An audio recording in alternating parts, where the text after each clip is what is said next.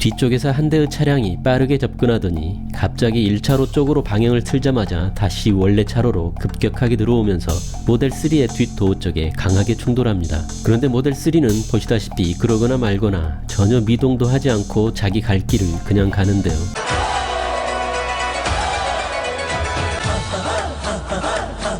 닛산으로 보이는 가해 차량은 충돌 충격으로 한 바퀴 턴하더니 가드레일을 들이받고 결국 멈춰섭니다. 영상에는 보이지 않지만 결국 이 사고는 6종 추돌 사고로 이어졌다고 하는데요. 모델3도 많이 찌그러졌네요. 경찰 조사 결과 사고 원인은 운전 부주의였고 위해를 가할 목적은 아니었다고 합니다. 아마도 전방 주시를 게을리하다가 갑자기 나타난 앞차를 피하기 위해 급격하게 핸들링하다 보니 저런 어처구니 없는 결과가 나온 것 같습니다. 재미있는 점은 여기 보시면 닛산 차량 뒤쪽으로 나사처럼 보이는 부품이 튕겨져 나오는 장면이 포착되었는데요. 아마 사고 원인을 밝히는 데 큰 도움이 될 것 같습니다. 일반적인 블랙박스는 전방이나 후방만을 촬영하는 데 반해 테슬라는 양쪽 사이드도 녹화가 되다 보니 이런 경우 매우 유용한 것 같습니다. 보통 일반 차량 같으면 뒷도어 쪽에 저렇게 강한 충격을 받으면 무게중심이 흐트러져 심하면 전복될 수도 있을 것 같은데요. 당시 모델3는 오토파일럿으로 주행 중이었다고 합니다. 차량이 차로의 정중앙을 지키기 위해 연속적으로 미세한 컨트롤을 하다 보니 저렇게 차량이 흐트러지지 않았을 수도 있겠지만 더 중요한 이유는 바로 테슬라 차량의 극단적으로 낮은 무게중심과 극관성 모멘트 때문이라고 할 수 있겠습니다. 극관성 모멘트가 뭐냐고요? 뒤에 자세히 알아보겠습니다. 이런 비슷한 사례가 또 있었습니다. 이번에도 후방에서 빠르게 접근하는 차량이 보이는데 이번에는 BMW네요. 이 당시 피해 차량은 전방 차량이 속도를 줄이자 같이 속도를 급하게 줄였는데 뒤따라오던 차량이 미처 속도를 줄이지 못하고 후방 조수석 쪽을 충돌하고 옆 차로로 비켜나가는 모습입니다. 당시 모델3 피해 차량은 차선을 유지하는 형태로 봐서 오토파일럿 상태는 아닌 것 같습니다. 오토파일럿을 켜게 되면 차선을 칼같이 유지하기 때문에 저렇게 왔다 갔다 하지는 않습니다. 아무튼 BMW 차량이 꽤 강하게 후방에서 충격을 가했지만 모델3는 별로 흐트러짐 없이 매우 안정적으로 주행을 이어가는 모습입니다. 모델3는 대형 차량이 아님에도 불구하고 무게가 1.8톤 정도 됩니다. 이렇게 차가 무거워지는 이유는 배터리 때문인데요. 무거운 배터리를 이런 식으로 차량 중심의 하부에 배치함으로 해서 차량의 무게중심이 매우 낮게 설계가 가능해진 것입니다.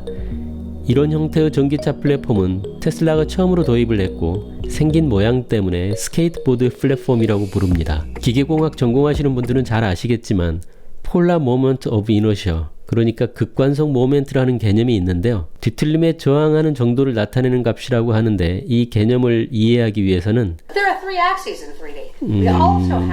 그냥 패스하겠습니다. 간단히 말하자면 이 값이 작을수록 동일한 토크가 가해졌을 때 비틀림의 정도가 적다고 합니다. 아무튼 테슬라 차량은 이 극관성 모멘트가 다른 어떤 차보다 좋다고 합니다. 일론은 이 개념을 설명하면서 아이스 스케이트 선수를 예로 들었는데요. 스케이트 선수가 회전을 할 때 팔을 펴는 것보다 모으고 턴을 하면 더 빠르게 회전을 할 수 있다고 합니다. 그래서 김연아 선수가 항상 이렇게 트리플 악셀을 했나 봅니다. It also proves what's called the polar moment of inertia, which is that you can think of like when there's ice skater, arms out or arms in. Arms in, you rotate faster. So if you can bring things closer to the center, you reduce the polar moment of inertia, and that means the car maneuvers better. It just feels better. You don't know why, but it just feels more agile.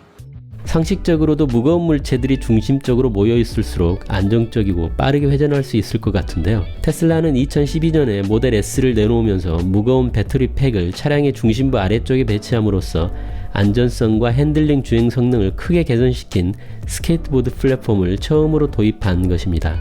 흔히들 기존 내연기관 차량에서는 50대 50 무게 배분이 중요하다고 말하지만 아무리 무게 배분이 50대 50으로 잘 되었다고 하더라도 양쪽 끝에 무거운 부품을 배치해서 중심으로부터 멀어지게 되면 팔을 펴고 트리플 악셀을 하는 것처럼 핸들링 성능이 저하될 수밖에 없을 것입니다. 게다가 모델 3는 보시는 것처럼 모델 S나 X와 달리 후방 모터가 후륜축보다 약간 더 앞으로 배치됩니다. 무거운 모터를 조금이라도 중심부 쪽에 더 가깝게 배치함으로써 극관성 모멘트를 더욱더 줄일 수 있게 된 것입니다. 테슬라 차량 중에 차고가 가장 높은 모델 X도 보시는 것처럼 전복 테스트를 시도하다가 결국 포기했다는 썰도 있습니다. 테슬라 사고 사진 중에 차량이 전복된 경우가 거의 없음을 보면 확실히 낮은 무게중심 때문에 차량 전복이 잘 안되는 것 같고, 아까 보셨던 영상처럼 측면에서 충돌을 당하더라도 차량 안정성을 유지할 수 있는 것 같습니다. 내연기관 자동차는 엔진이나 기어박스 등 무거운 부품을 차량의 앞이나 뒤쪽에 배치해야 하기 때문에 극관성 모멘트를 줄이기도 어렵고 무게중심을 낮추기도 매우 어렵습니다. 무거운 엔진을 차량 중앙 부분에 장착하는 미드십 엔진 스포츠카도 있기는 하지만 상용 차량으로 저런 구조를 갖추기도 어려울 것입니다. 기존 내연기관차 플랫폼에 배터리만을 차량 앞이나 뒤쪽에 배치한 과도기 형태의 전기차도 마찬가지입니다. 그래서 다른 자동차 회사들도 이제 하나둘 전기차 전용 플랫폼을 내놓으면서 스케이트보드 형태의 테슬라 따라하기를 하고 있습니다. 그런데 이제 막 다른 자동차 회사들이 따라하려고 하는데 일론은 스케이트보드 플랫폼이 구식이라고 말해버립니다. 경쟁사들 입장에서는 매우 힘이 빠질 수밖에 없을 텐데요. 배터리데이 때 일론은 스트럭처럴 배터리라는 개념을 처음으로 말했습니다.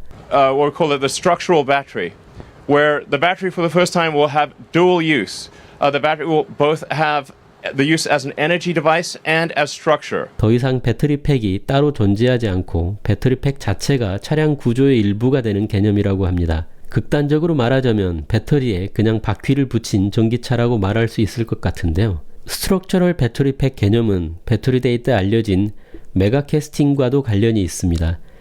차량을 크게 세 덩어리로 나누고 앞쪽과 뒤쪽 캐스팅을 각각 단일 캐스팅으로 만드는 개념이라고 합니다. 자동차 제조 전문가도 저렇게 큰 캐스팅은 처음 본다고 말할 정도입니다. 얼마 전 프리몬트 공장 드론샷에 모델 Y에 메가 캐스팅이 포착되었는데요. 프리몬트 공장에서는 전면과 후면 캐스팅만 제작하고 있다고 합니다. 그럼 가운데 들어갈 덩어리는 뭘까요? 그게 바로 스트럭처럴 배터리 팩입니다. 자동차의 가운데 부분이 그냥 배터리 팩인 것입니다. 일론은 이런 제조기술 혁신을 통해서 차량 무게를 10% 줄일 수 있고 주행거리를 14% 늘릴 수 있으며 370개의 부품을 줄일 수 있다고 합니다. 비행기 날개를 연료 탱크로 쓰는 구조에서 아이디어를 얻었다고 합니다. In the early days of aircraft, they would carry the fuel tanks as cargo. So the fuel tanks were quite difficult to carry. They were like basically worse than cargo. Then somebody said, hey, what if we just make the wing tanks, what if we just make the fuel tank in wing shape? So all modern airplanes, the fuel tank, your wing is just a fuel tank in wing shape. 비행기의 연료는 액체이지만 배터리 셀은 강성을 가지고 있기 때문에 차량의 강성과 견고함도 더 향상시킬 수 있다고 합니다. 스트럭처럴 배터리 플랫폼으로 생산되는 최초의 차량은 모델 Y가 될 것으로 보입니다. 일론은 독일 기가 베를린에서 4680 셀, 스트럭처럴 배터리 팩, 싱글 피스의 전후면 캐스팅, 새로운 페인팅 시스템 등 여러가지 어려운 최첨단 기술이 집약되는 공정을 테스트하게 되고 이를 바탕으로 프리몬트와 상해 공장으로도 확장할 것이라고 했는데요. 기가 베를린에서 생산할 차량이 모델 Y이기 때문에 아마도 모델 Y 리프레시 버전이 4680 셀과 스트럭처럴 배터리 팩 기술로 탄생하는 최초의 차량이 될 것 같습니다. 아마도 모델 Y 이후에 사이버 트럭, 그리고 모델 S와 X, 그리고 모델 3 등의 차량도 몇 년간에 걸쳐서 이런 플랫폼으로 바꿔나갈 것으로 예상됩니다. 사실 이 부분은 현재 판매 중인 차량의 매출과도 연관이 되기 때문에 컨퍼런스 콜에서 일론이 말할 때도 매우 조심스럽게 표현하기는 했지만 궁극적으로 테슬라의 모든 차량이 메가 캐스팅과 스트럭처럴 배터리 구조의 차량으로 변화될 것이라고 생각됩니다.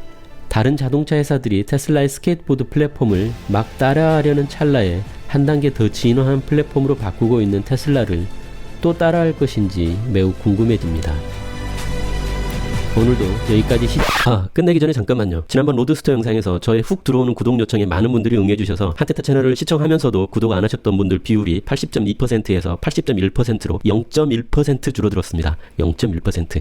앞으로도 많은 분발 부탁드립니다. 여기까지 시청해주셔서 감사합니다.